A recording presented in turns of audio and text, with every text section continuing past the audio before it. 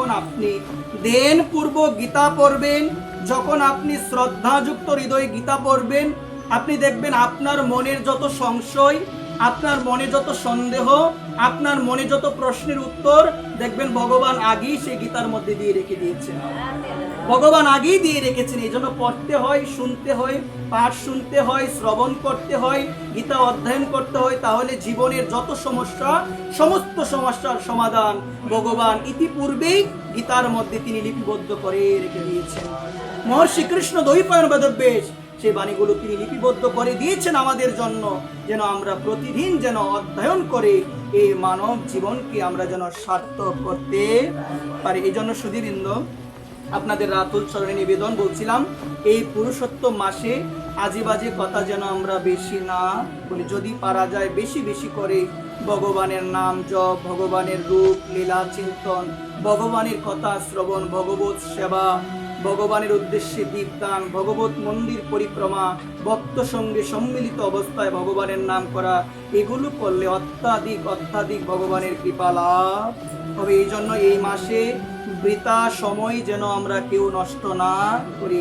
যেখানে কলহ সেখানে যেন এই মাসে আমরা না যাই, যেখানে আজে বাজে প্রসঙ্গ সেখানে যেন আমরা না যাই, যেখানে কৃষ্ণ কথা আলোচনা হয় না, আজে বাজে প্রসঙ্গ হয়, কলহ হয়, সেই জায়গার মধ্যে কলির বাস, ভক্তরা সেই জায়গায় যাবে না। এই জন্য সকলে মিলে আমরা নাম, সকলে মিলে আমরা ভগবানের কথা শ্রবণ, আমরা ভগবত নাম গুণকীর্তন করে, ভগবত কথাকে আশ্রয় করে আমরা যেন এই অতি পবিত্র পুরুষোত্তম মাসকে যেন আমরা সবাই শ্রদ্ধাযুক্ত হৃদয়ে পালন করতে।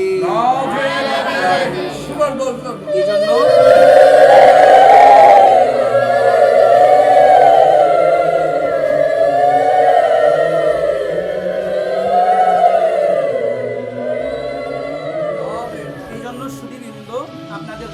চরণে নিবেদন করে বলবো, আমরা যেন সবাই এই ভগবত কর্মগুলো অন্তত পক্ষে এই পুরুষোত্তম মাসে যেন শ্রদ্ধাযুক্ত হৃদয়ে আমরা সবাই করতে পারি। মা, আপনাদের রাতুল চরণে নিবেদন করে বলছি, ভগবানের দুয়ারে কিন্তু সবার সমান অধিকার, এটি আমরা সবাই বিশ্বাস করি।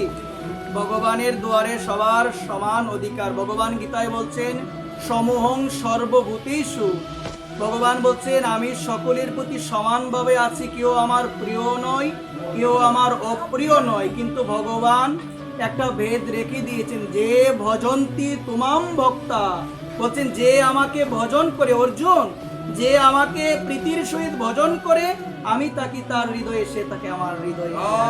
আগে কি বললেন? আগে বলছেন কেউ আমার প্রিয় নয়, কেউ আমার অপ্রিয় নয়, যে ভজন্তি তুমাম ভক্তা। তারপরে বলেন যে ভজন্তি, অর্জুন যে আমাকে ভজন করে প্রীতির সহিত, সে আমার প্রিয়, আমি তার প্রিয়। এটি ভাগবতেও আছে, সাধব হৃদয়ং মহম সাধুনাং হৃদয়ং তহম, বলতে সাধু আমার হৃদয়, আমি তাকে সাধুর হৃদয়ে, সাধু তাকে আমার হৃদয়ে। আমি যেমন সাধু ছাড়া কিছু বুঝি না, সাধু আমায় ছাড়া কিছু বুঝে না। সাধু আমাকে না দেখে থাকতে পারে না, আমিও সাধুকে না দেখে থাকতে পারি।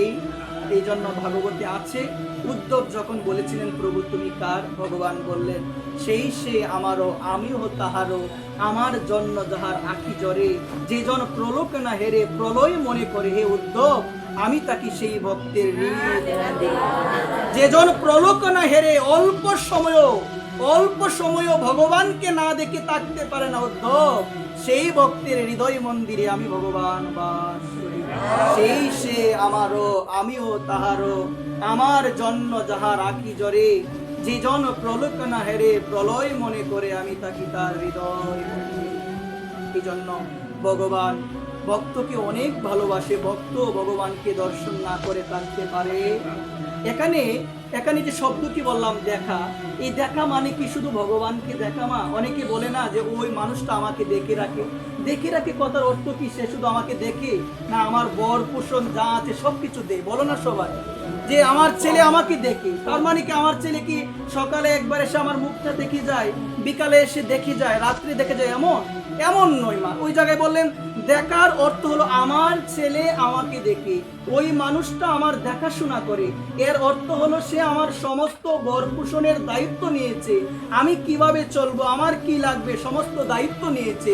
তো ওই জায়গায় বললেন ভক্ত যেমন ভগবানকে দর্শন না করে থাকতে পারে না, ওই দর্শন হলো ভগবান ভগবানকে ভক্ত অনেক ভালোবাসে, তার দেখাশোনা করে। দেখাশোনা কেমন? তাকে কখন কোন ভোগ দিতে হবে, কখন শৃঙ্গার করাতে হবে, কখন শৃঙ্গার করাতে হবে। ভগবান কি ভালোবাসে, নিজের ভালোবাসা দেখে না, ভগবান কি ভালোবাসে, ভগবানকে কোন জিনিস দিলে ভগবান সন্তুষ্ট হবে, ভগবানের সুখে আমার সুখ, নিজের আত্মসুখের বিচার নাই। যে ভক্ত নিজের আত্মসুখের বিচার না করে গোবিন্দ সুখের বিচার করে, সেই তো হলো গোবিন্দের ঘনিষ্ঠ। এই জায়গায় বললেন সর্বদা চিন্তন, সর্বদা চিন্তন, তার দেখাশোনা, সে কোন পোশাক পরবে, কোন দিন কোন পোশাক পরাতে হবে, শৃঙ্গার করাতে হবে, ভোগ দিতে হবে, সমস্ত চিন্তা যার ভিতরে আছে তাকেই তো বলে গোবিন্দের ভক্ত। যে গোবিন্দ চিন্তন বিনে অন্য কোনো চিন্তা নাই, যে গোবিন্দর স্মরণ বিনে অন্য কোনো চিন্তা নাই। এই জন্য সর্বদা সর্বক্ষেত্রে সর্ব পরিস্থিতিতে যে ভগবানকে স্মরণ করে সেই তো ভক্ত, সেই তো বৈষ্ণব।